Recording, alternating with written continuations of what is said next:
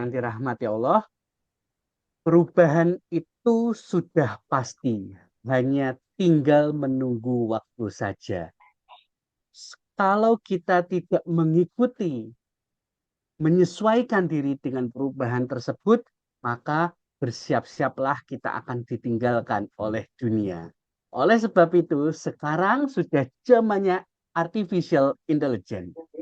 Sama seperti tadi, apabila kita tidak menguasai, kita tidak mempelajari perkembangan teknologi tersebut, maka kita akan tertinggal oleh orang-orang lain dalam memanfaatkan teknologi itu. Oleh karena itu, pada kesempatan siang hari ini, saya mohonkan kepada Bapak Dr. Abdurrahman Misno untuk bisa sharing, untuk bisa membagikan ilmunya tentang artificial intelligence kepada kita semua, khususnya dalam pemanfaatan di bidang edukasi dan literasi hukum ekonomi syariah. Sebelumnya saya ingin menyapa terlebih dahulu Bapak Dr. Abdurrahman Misno. Assalamualaikum Bapak Misno. Waalaikumsalam warahmatullahi wabarakatuh. Gimana Mas Dokter Bagas, sehat? Alhamdulillah. Pak Misno, Luar bagaimana biasa. siang hari ini? Siap untuk Alhamdulillah, memberikan semangat materinya nih. Pak Misno? Semangat, kita sharing aja lah, ngobrol ya Mas Bagas. Alhamdulillah. Dengan senang hati Pak Hmm. Misno dan terima kasih sekali atas kesediaannya. Baik, tanpa berpanjang kali lebar Pak Misno, mungkin kami mohonkan untuk bisa memberikan sharingnya, bisa membagikan ilmunya kepada kami semua. Kepada Bapak Dr. Abdurrahman Misno, dipersilahkan.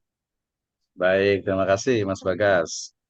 Baik, beberapa sekalian, izin saya mulai. Bismillahirrahmanirrahim. Assalamualaikum warahmatullahi wabarakatuh. Waalaikumsalam warahmatullahi Alhamdulillahirrabbilalamin. Assalatu wassalamu ala asrafil anbiya wal mursalin wa ala alihi wa ashabihi wa man tabi'ahum bi ihsanin ila yaumiddin wa ba'd. Qala Allah Ta'ala fi kitabihil karim. A'udzu billahi minasyaitonir rajim. Bismillahirrahmanirrahim. Wabtaghi fima ataqallahu daral akhirah wala tansa nasibaka minad dunya wa ahsin kama ahsanallahu ilaik. Wa qala Rasulullah sallallahu alaihi wasallam antum a'lamu bi amri au bi umuri dunyakum. Amma ba'd fa inna hadis kitabullah wa khairal huda hudan nabiyyu sallallahu alaihi wasallam. Alhamdulillah, syukur Allah Subhanahu wa Ta'ala yang telah memberikan kepada kita kenikmatan iman, Islam, dan juga ihsan. Salawat dan salam sama-sama kita panjatkan kepada junjungan alam, Habibana wa Nabiyana Muhammadin Sallallahu Alaihi Wasallam, kepada seluruh alul baitnya, para sahabatnya, serta orang-orang yang senantiasa mengikuti jejak sunnahnya hingga akhir zaman. Yang sama-sama kita hormati bersama Profesor Dr. Rof'ah Setiawati dari Universitas Diponegoro. Terima kasih waktu, kesempatan dan join serta bimbingannya di APC ini ya. Setengah malu tapi juga kita harus berjuang juga sesuai dengan Mas Tatokna. Mohon doa dan dukungannya. Yang kedua juga ada senior dulu nih Pak Dr. Mahmud Said dari Jakarta. Terima kasih sudah hadir. Kita bisa sharing-sharing lagi insya Allah ya. Kita tunggu waktunya nih untuk bisa sosialisasi hukum ekonomi Islam di Indonesia. Kemudian juga tetamu kita, Profesor Madya Dr. Hanan Topik daripada UITM Sarawak. Terima kasih sudah hadir. Insya Allah kita akan selalu ya, akan selalu untuk melakukan kolaborasi riset ya. Ingat sekali Daud tahun berapa ya 2018 saya ke Sarawak dulu tuh ya ke UITM. Fotonya masih ada gitu ya, masih pakai ikat dulu tuh. Ya, terima kasih. Kemudian juga ada Pak Dokter Mas Bagas ini luar biasa sekali ya, sangat menginspirasi juga dokter muda kita nih. Jadi mudah-mudahan kita semuanya bisa berkontribusi lah untuk bangsa, agama, dan juga negara tentu saja. Baik Ibu dan Bapak sekalian, teman-teman semuanya yang tidak bisa saya sebutkan satu persatu, ini sebenarnya awalnya itu kita ingin untuk topiknya atau mungkin formatnya itu lebih santai gitu ya karena dari admin sendiri ini apakah seminar, webinar atau workshop gitu ya. Ya udah saya bilang itu webinar rasa workshop lah kayak gitu ya. Jadi karena memang divisinya juga jangan sampai nanti ngambil divisi yang lainnya, departemen yang lainnya. Kita lebih banyak ke sosialisasi ya, terutama penggunaan AI untuk bagaimana hukum ekonomi Islam di Indonesia ini bisa terus berkembang.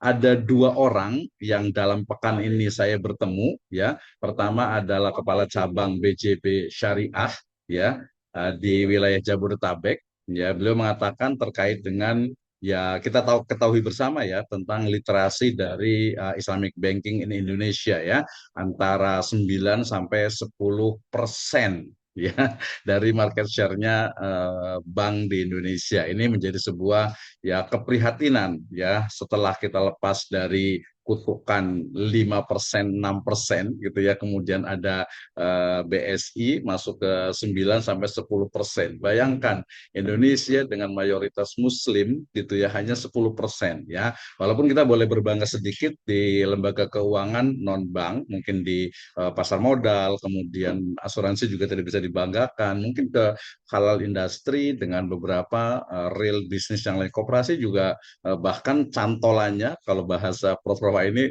hampir tidak ada cantolannya. Cantolan untuk yang namanya koperasi syariah itu cantolannya itu nggak tahu nyantol kemana gitu ya. Nah ini tentu saja sangat memprihatinkan dan saya rasa ini menjadi keprihatinan kita bersama bahwa ternyata ya ekonomi, bisnis, keuangan syariah, terutama apalagi kalau di APIC ini adalah fokusnya ke dimensi hukumnya, ya baik itu hukum Islam ataupun hukum positif di Indonesia. Ini menjadi satu tantangan yang luar biasa di tengah perkembangan dari teknologi utamanya itu AI. Itu yang pertama. Yang kedua, saya juga bertemu dengan satu dari konsultan di Jakarta di bidang training ya di bestpracticeindonesia.com ya. Beliau juga bercerita. Nah, ini menarik Prof. Ani. Ya. Jadi beliau cerita itu kenapa awalnya itu bisa ngobrol diskusi itu karena dia lihat di Facebook, kemudian lihat ada video pendek tentang bahaya riba waktu itu gitu ya. Dia cerita tentang bahaya riba gitu. Kemudian dia ternyata ya alhamdulillah lah dapat hidayah gitu, ya sadar gitu pengen hijrah gitu. Oh iya ternyata awalnya dia itu customernya itu dari saya sebut misalnya satu bank ribawi lah gitu ya. Kemudian sekarang sudah mulai pelan-pelan berubah terutama dari sisi transaksinya juga. Nah itu tahadus binik malah ternyata ada yang lihat juga gitu ya. Nah dua background ini menguatkan bahwa mestinya memang kita itu harus terus ya melakukan tadi sosialisasi dan juga advokasi. Kalau kaitan dengan advokasi secara spesifik sebenarnya memang terlalu banyak orang yang memang yang dia itu as a Muslim of course gitu ya, tapi kok tidak memahami, tidak meyakini, tidak mengamalkan, apalagi sampai tidak mendakwahkan. Ya ada dua biasanya. Pertama adalah kejahilannya, ya kemudian ta'assubnya mungkin dan juga mungkin karena hawa nafsunya ada keperluan pragmatis dua ini yang biasa kemudian sarwabe cetaran Sunda mah sama saja mau bank syariah bank konvensional gitu kan ya apa bedanya hukum ekonomi syariah dengan hukum ekonomi biasa ya nggak ada bedanya. Nah, padahal of course kita sangat pahami itu very different pasti berbeda dari akarnya dari dasarnya sampai kepada implementasi dan main goals-nya itu pasti berbeda. Nanti boleh tanya ke Prof. Hadnan nih, ya nanti soal kita bisa diskusi. Oke, kemudian yang ketiga itu, kemudian yang menarik itu juga adalah karena ini adalah sosialisasi, ya in Islamic perspective biasanya kita sebut itu dengan dakwah. Jadi APIC ini juga sebenarnya kan adalah bagian dari dakwah gitu ya. Nah dalam dakwah ini memang juga memerlukan selain ada fiqh dakwah ya artinya itu dimensi hukum dalam dakwah gitu ya. Saya agak-agak khawatir ketika ada beberapa video itu mungkin yang misalnya mohon maaf misalnya itu menampilkan misalnya seorang perempuan yang tidak pakai hijab misalnya. Kayaknya ada beberapa itu ya yang memang karena AI gitu ya akhirnya itu mungkin nanti bisa ya mungkin mohon dimaafkan lah itu pertama. Jadi dari fikih dakwah itu ada di dimensinya. Kemudian yang menarik itu dari sisi mungkin lebih ke arah bagaimana yang disebut dengan mungkin marketing ya, digital marketing ya, artinya memasarkan. Ini bukan hanya produk, bukan hanya jasa, tapi juga Islam dalam tanda petik berarti ya, bagaimana kita memarketingkan gitu ya, bagaimana memasarkan Islam, spesifiknya adalah bagaimana memasarkan dari hukum ekonomi Islam ya di Indonesia ini. Nah, di situ kemudian ada beberapa teori yang coba saya riset dengan Manus AI gitu ya. Ternyata di sana itu dari sisi video itu ternyata dia memang memerlukan banyak sekali hal-hal yang disukai oleh masyarakat. Jadi kata kuncinya itu adalah sebuah video pendek itu adalah satu pandangan atau satu video ya gambaran yang memang disukai dan di situ banyak pilihannya.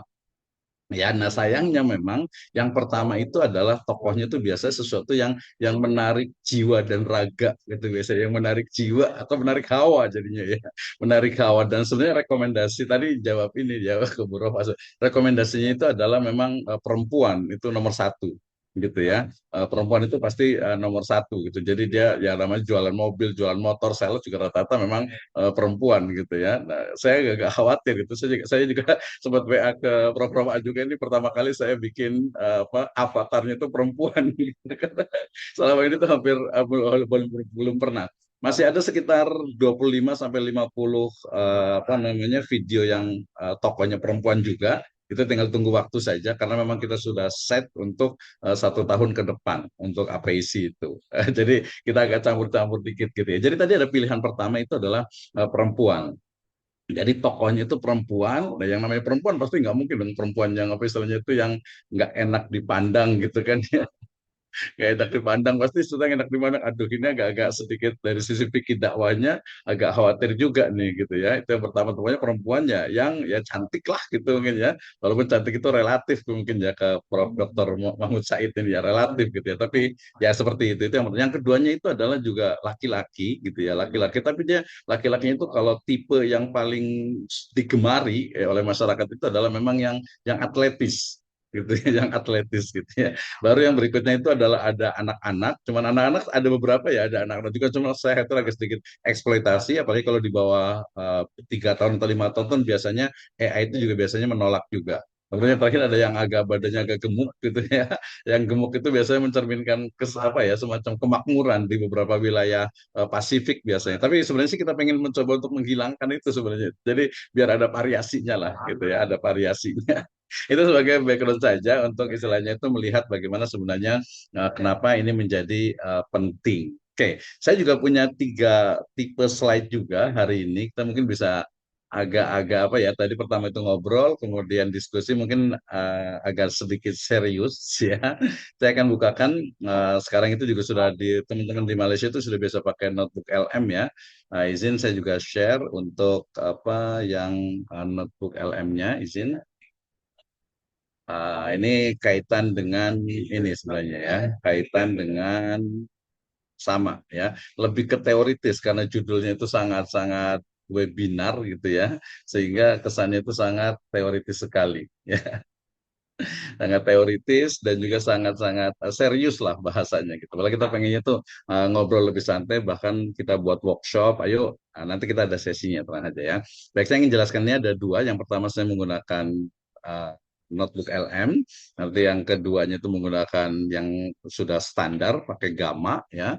Kemudian yang berikutnya mungkin pakai yang kita diskusi langsung, mudah-mudahan ada waktunya ya kita bisa praktek ya, kita bisa praktek untuk melihat bagaimana sebenarnya dari optimalisasi mengoptimalkan ini. Saya akan sangat senang sekali ketika bisa sharing karena ada satu kata dari seorang narasumber saya waktu saya membuat sebuah riset itu, beliau mengatakan bahwa kita itu terlalu banyak dosa gitu ya.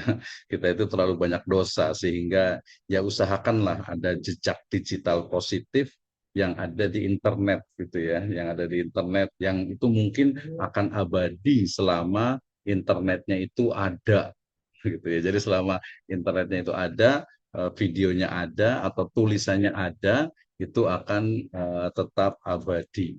Itu satu juga motivasi ya, semangat bagi kita untuk ya kita sedikit meninggalkan lah gitu ya, meninggalkan dari jejak meninggalkan memberikan warisan gitu ya. memberikan legacy untuk generasi kita, terutama terkait dengan hal-hal ya yang menurut agama kita itu ini adalah sebuah kebaikan dan itu ternyata juga memberikan maslahat, memberikan kemanfaatan ya untuk masyarakat ya umat dan seluruh semesta itu selalu yang saya sampaikan. Baik, sambil menunggu ini yang dioptimalisasi AI untuk literasi HES ini ya.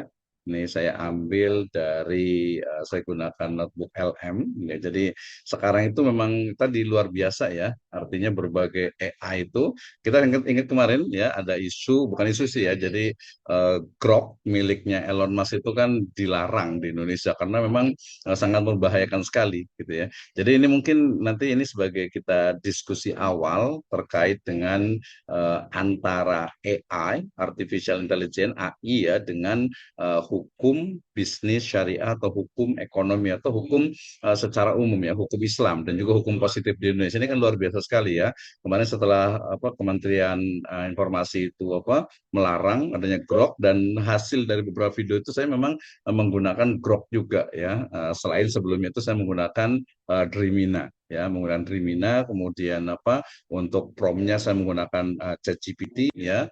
Kemudian nanti pakai Rimina, kemudian juga saya pakai yang Google VO3 juga. Ya, cuman VO3 itu kan dia biasanya berbayar, kalaupun gratis dia hanya sebulan itu satu gitu ya. Jadi kita ada beli yang gratis itu bisa beberapa akun, 5 akun, family itu bisa kita gunakan ya. Nah hasilnya juga nanti tergantung kepada promnya ya tergantung kepada promnya apakah dia itu istilahnya itu memang bisa gitu ya atau mungkin tidak gitu ya. Oke, ntar. Nah, ini kayaknya agak sedikit gangguan. Jadi saya punya dua, ini saya sudah siapkan juga nih untuk materi-materinya. Jadi saya sudah siapkan untuk 1 tahun ke depan gitu. Jadi bahkan lebih gitu ya. Itu satu hari itu lebih dari 2 video ya. Oke, sebentar. Bapak sekalian, nanti kita bisa diskusi bersama dan saya akan sangat senang sekali ketika kita bisa mungkin sharing ya, terutama ide gagasan ya. Bahkan kalau perlu tadi ada waktu kita bisa langsung praktek ya. Tadi saya simple, sebenarnya sangat simpel sekali ya. Pertama mungkin bisa menggunakan ide gagasan kita sendiri gitu ya. Ini dari gambar samping saya ini ada gambar orang pakai pakaian Jawa itu ini masih gambar ini saya hasilkan dari Grok juga ya. Grok nah karena Groknya itu dilarang di ban di Indonesia akhirnya ya biasa ya namanya itu di Indonesia ini kan cari-cari akhirnya pakai VPN ya pakai VPN saya rasa semuanya udah tahu bagaimana VPN itu digunakan untuk mengakses internet ya materi-materi yang memang tidak istilahnya itu tidak diperkenankan di Indonesia ya dan yang berbayar di black web itu juga lebih ngeri lagi. Baik, mungkin saya sedikit ini dulu ya, agak serius dulu nih. Nanti pengennya ngobrol ya Mas Bagas ya, biar agak santai. Baik, izin untuk memulai. Ya, materi kita adalah menggunakan artificial intelligence untuk dakwah dan sosialisasi hukum ekonomi syariah di Indonesia bersama saya, Abdul Rahman Wisnu. Baik, kita bicara tentang era baru dakwah di mana AI itu adalah bagian dari transformasi dakwah digital. Ya, ini semacam chatbot Islami yang inovatif, di mana saya ambil satu pendapatnya Prof. Nur Hidayat yang mengatakan bahwa AI telah melahirkan chatbot Islami yang efektif menjawab pertanyaan agama dan meningkatkan literasi digital para dai. Ini bicara tentang AI itu yang ke depan ya. Jadi mungkin nanti ada AI syariah gitu ya. Ada sih beberapa sekarang itu ChatGPT juga berbasis ChatGPT juga ya yang memang dia itu bisa menjawab semua pertanyaan yang ada di dalam Islam itu sudah ada gitu ya. Nah, sayangnya memang tentu saja di sana kan ada hegemoni, ada semacam mungkin pendapat-pendapat yang mayoritas gitu ya. Ini menjadi menarik. Intinya adalah AI itu menjadi chatbot Islami yang inovatif, menjawab semua pertanyaan ketika mungkin beberapa orang tuh bertanya malu dan sebagainya atau bertanya ke kita sebut AI yang konvensional gitu boleh ya, lugotan secara bahasa itu yang jawabannya itu bisa jadi kurang tepat terutama kaitan dengan Islam. Ini lihat saja ketika saya menggunakan gamma ini hampir semua tulisan bahasa Arab itu salah. ini alhamdulillah tulisan Allahnya itu betul ya. Kalau kaligrafi itu hampir semuanya salah. Kayaknya hampir semuanya pengalaman ya. Yang kedua kita bicara tentang penyebaran dakwah secara personal, di mana AI itu mempermudah penyebaran dakwah melalui teks, video, podcast, animasi, otomatis yang personal dan cepat menjangkau audiens yang lebih luas. Dulu di divisi saya ini ya, divisi kami itu sempat bingung nih gimana mau buat untuk semacam apa annual report ataupun juga semacam dia itu kumpulan dari beberapa informasi. Ternyata sekarang sudah bisa pakai notebook LM. Mas juga Prof. Rawas sempat tanya, gimana nih kita mau buat tentang misalnya itu bank syariah di Indonesia atau asuransi atau pasar modal atau halal industri. Ternyata dengan notebook LM itu sudah bisa terjawab.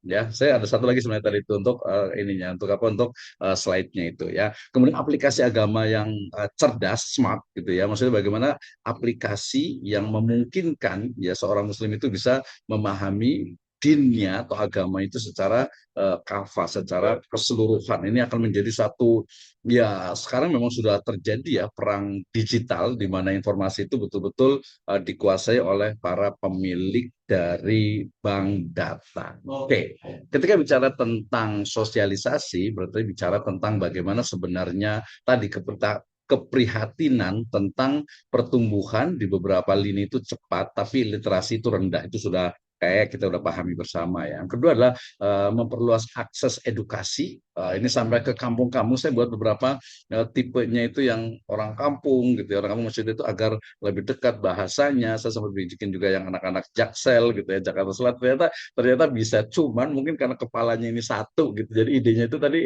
apa ya, ya udah kebanyakan itu aja lah, udah promnya itu saya ambil yang laki-laki ini aja lah gitu, promnya lebih biar lebih gampang gitu, jadi nggak terlalu mikirnya, kita fokus ke kontennya ya. Oke, kemudian juga kolaborasi ulama dan teknologi, saya rasa ini ulama-ulama dan juga cendekiawan tadi ya di hukum ekonomi Islam itu mestinya memang harus sering-sering nih ya Bu Rafa ya, kita sering lagi ini, walaupun juga cukup banyak ya kemarin tentang Paris dan sebagainya.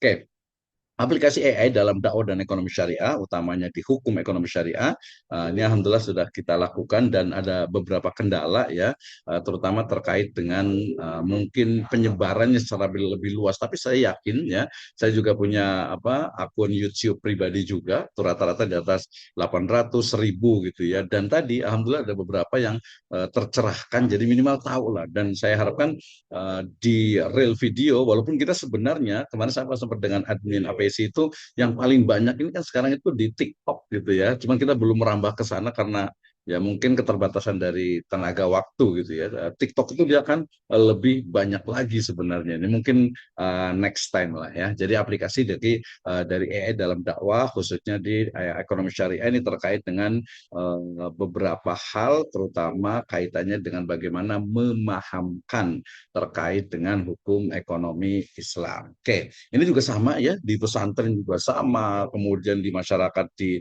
pedesaan, masyarakat urban juga sama. Ya tadilah kita sebut saja ya 10% lah mewakili. Kalaupun naik itu ya mungkin kalau dengan industri yang lainnya mungkin rata-rata itu ya tidak sampai 20% yang memahami, belum lagi yang ngeyel. Ini lebih banyak lagi yang ngeyel biasa karena hawanya biasanya nih gitu ya, tentang terkait dengan ekonomi, bisnis, dan keuangan syariah. Oke, perspektif hukum Islam dan pasir syariah terhadap AI ini juga penting ya. Jadi kita mungkin agak lebih luas lagi. Ini mungkin nanti yang backgroundnya fikih atau backgroundnya hukum Islam itu pasti akan bertanya gimana nih ya bikin avatar yang pertama gitu ya. Kemudian juga mungkin nanti dari sisi isinya. Kemudian yang kedua itu nanti dari sisi mungkin apa ya, ya yang sesuatu yang ada di dalamnya, karena kan banyak hal ya, banyak hal apalagi nanti kalau kaitannya pembahasannya tentang hukum Islam. Kayak nanti boleh tanya ke Prof. Hadnan Taufik nih ya, untuk mulai gimana sih mulai dari membuat gambar. Dulu kan sempat ada kontroversi dalam membuat gambar, kemudian membuat video. Sebagian mengatakan membuat video itu boleh. Nah, gimana nih kalau AI? Nah, termasuk juga saya walaupun ada sih saat mungkin hanya satu atau dua yang gambar orang gitu ya. Gambar orang itu maksudnya mukanya itu kan bisa diganti dengan muka kita sendiri, muka orang lain itu juga dengan mudah. Dan itu kemarin itu yang paling parah itu adalah yang tadi saya sebut saja ya Grok gitu ya, yang memang dia itu bisa melakukan apa saja gitu ya, foto dimanipulasi dan sebagainya. Saya sempat uji coba gitu, ternyata kalau sekarang alhamdulillah kecuali yang pakai VPN itu memang bebas gitu ya.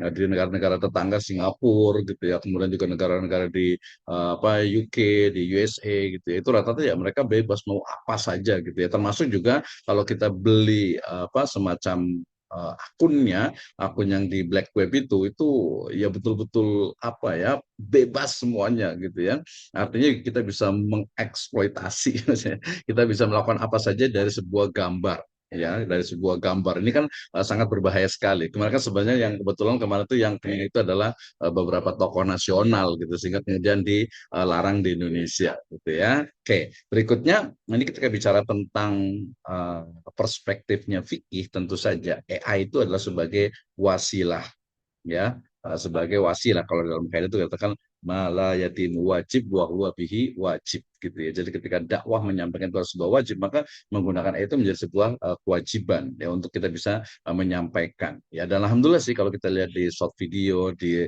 reel video gitu ya, di TikTok juga itu kan pesan-pesan dari asatidzah ya, dari ulama-ulama kita kan sudah cukup banyak. Tapi membuat formatnya itu menarik, nah itu yang paling penting sebenarnya itu ya. Jadi bukan hanya sampai, tapi memang disenangi ketika mungkin ada yang lucu atau ada yang artis atau ada yang sesuatu yang mungkin menyenangkan hawa gitu, kemudian di like ya, bahkan viral dan sebagainya.